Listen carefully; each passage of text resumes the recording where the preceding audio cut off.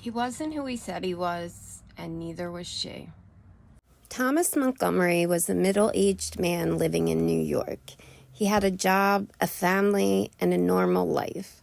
But online, he created a completely different version of himself. He pretended to be a young Marine, using older pictures of himself and a fake identity.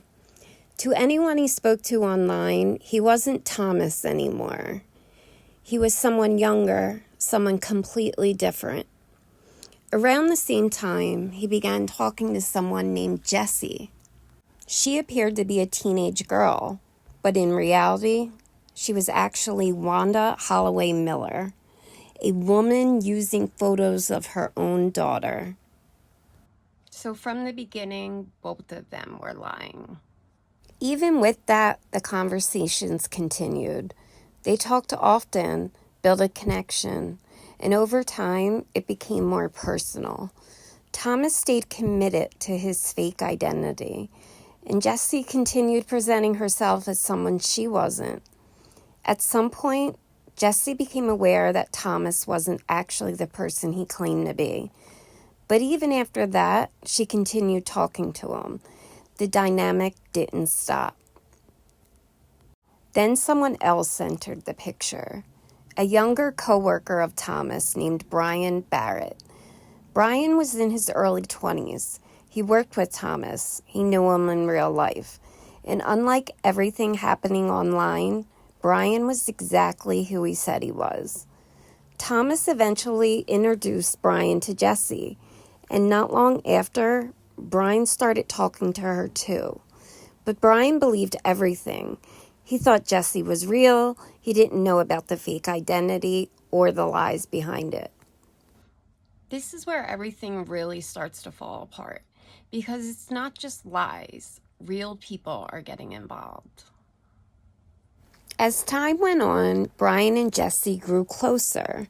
Their conversations became more frequent, more personal, and Thomas saw it happening. The attention he once had was now going to someone else. What started as an online connection turned into jealousy, and then into anger. It became even more serious when Brian started talking about meeting Jessie in person. To him, it was real. To Thomas, it was something he couldn't accept. In 2005, Thomas arranged to meet Brian, but this wasn't just a meeting. When Brian showed up, Thomas was already there, and he shot him. All of this over something that wasn't even real. At first, the situation didn't make sense. Why would this happen? But as investigators looked deeper, they uncovered the online world behind it. The fake profiles, the messages, the conversations, everything started to connect.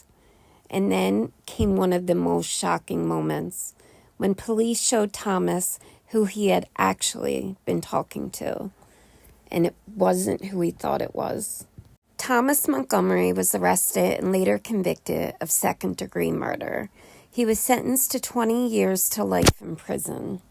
This case is one people don't forget, because nothing about it was real, except what it led to. And for Brian, it cost him his life.